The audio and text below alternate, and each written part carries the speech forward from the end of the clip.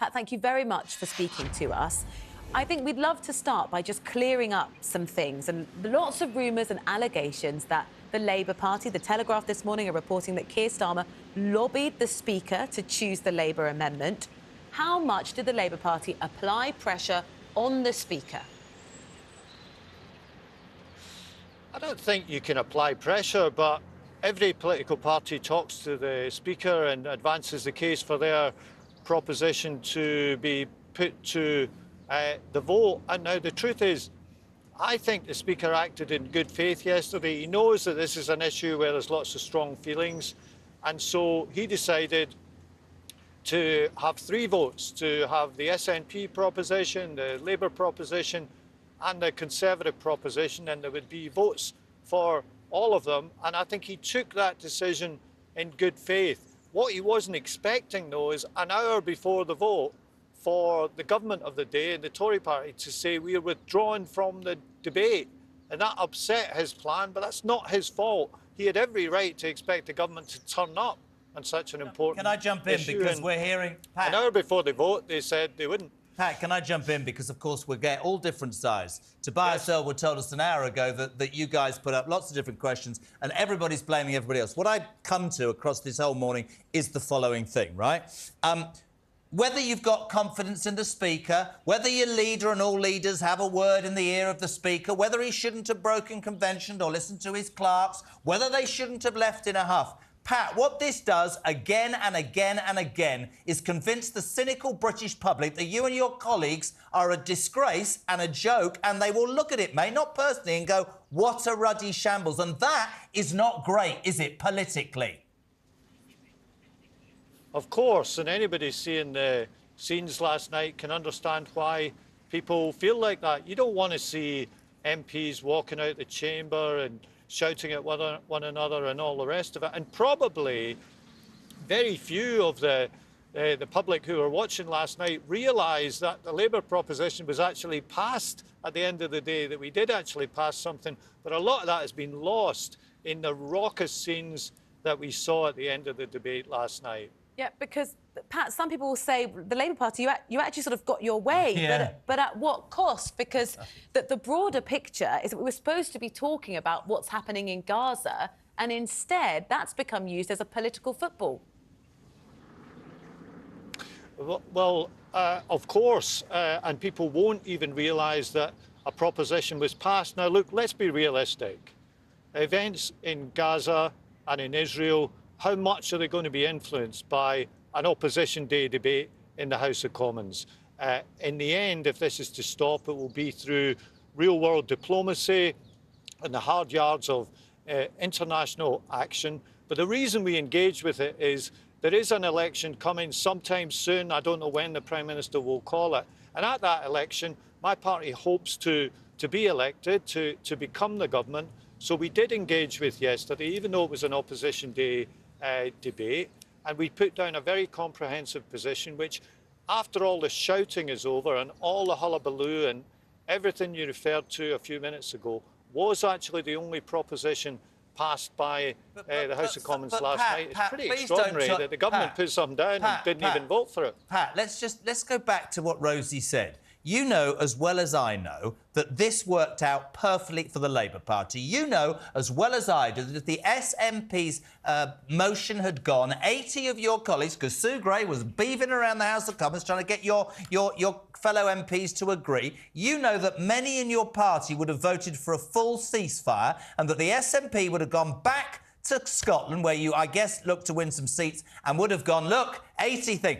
This avoided a potential problem for Keir Starmer, which is why today, my friend, with the greatest respect, people are saying, has the Speaker compromised his position? Have the Labour Party got out of this everything they wanted? And they can smell bad. I think they can just smell a problem here. I think you've got to be honest about that. It doesn't look good. I think it's much more important than that. This is a situation where thousands of people have been killed, and to talk about, SNP tactics, I don't know what their tactics were. Maybe they were. He's talking about your tactics. But I don't see. I don't talking see about the why Labour Party's tactics. The Speaker. I don't see why the Speaker should take the blame for acting in good faith. Yeah. And he did last night, and I really felt for him. I felt bad for him standing there saying he apologised. But he wasn't to know that the Tories, the government of the day, would walk away from the debate, which scuppered his plan to have 3 votes. And that's what happened at the end of the night. And I do feel bad for him because I think he's taken the rap for the government walking away from the debate. And I don't think that's fair. Do you see that the Labour Party have any part to play in what happened yesterday?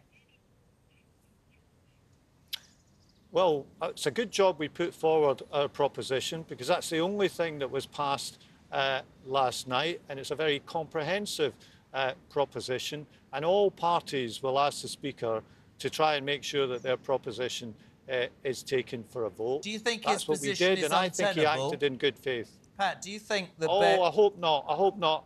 Yeah. No. I really hope that isn't the case because that would be very unfair.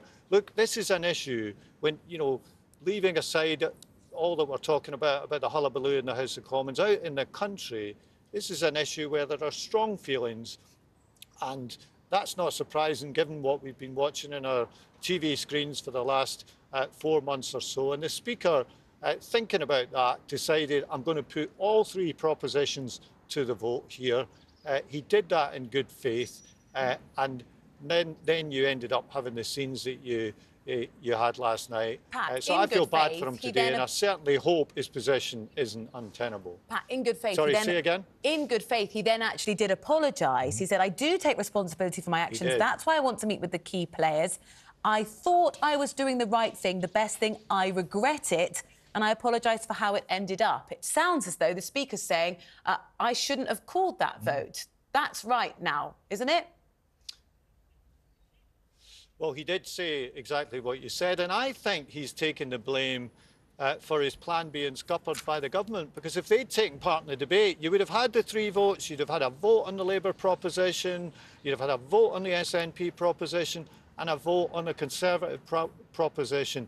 Who would have thought that the government of the day would tell the Speaker, we've got this amendment, we're going to vote on it, and then an hour before the vote, the Leader of the House stands up and says, we're not going to do that. And the thing that's not being covered today is, why did the government make that decision? We believe it's because a number of the MPs on their own side wouldn't support the government's proposition. All right, that's Pat, listen, not the Speaker's listen, fault. Pat, thank you. We're going to ask you very, very briefly about the long-term sick in a sec. But the problem with this, of course, and I think you'd accept this, whatever side you come from, my point has remained from 4:30 this morning. The British public are fed up with what they see as the shambles of British politics. And my fear is that people won't turn up and vote. And I think that yesterday did nothing for anybody's reputation. Can we just ask you about your comment this morning? The Tories are abandoning long-term sick to the scrap heap, and you, if you're elected, will not do the same. What are you suggesting, Pat? You've got to have much more targeted support for people. The numbers on this are quite scary. There are 2.8 million people who are on long-term sick. That's almost 3 million people in the country who are of working age but are on long-term sick leave, sick pay. It's costing a fortune and it's not good for them. And at the moment, there's just not enough targeted support to help them get back into work. 1 in 5 of them say they would work if they could. We want to put more support in to get those people back to work. It will be better for them and it will save the taxpayer money in the long run. And when I talk to businesses, very often they say, got a shortage of staff, can't hire people here or there. There are 2.8 million people on long-term sick. I'm not saying all of them could work, but I think a proportion of them could work. And if we can even get a proportion of them into work, it'd be much better than seeing these numbers grow and grow every year. Pat, thank you so thanks, much. Pat McFadden, Shadow Chancellor of the Duchy of Lancaster, standing out in the rain to talk to us this morning. Really, nice really umbrella. Appreciate it.